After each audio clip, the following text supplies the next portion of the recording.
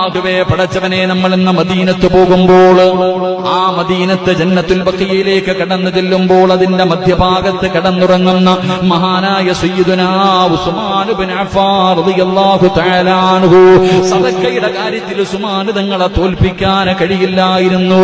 എന്ത് പറഞ്ഞാലും അവിടുന്ന് വാരിക്കോരി കൊടുക്കുമായിരുന്നു.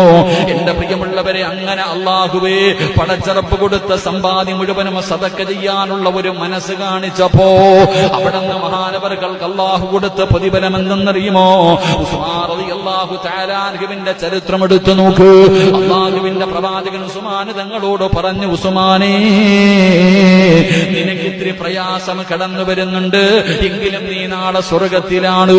പ്രവാചകൻ അവിടുന്ന് ഉസ്മാൻ തങ്ങളോട് പറഞ്ഞിരുന്നു, ഉസ്മാനെ, നിനക്ക് ജീവിതത്തിൽ ഇത്തിരി പ്രയാസം വരും, എങ്കിലും നീ സ്വർഗത്തിലാണ്.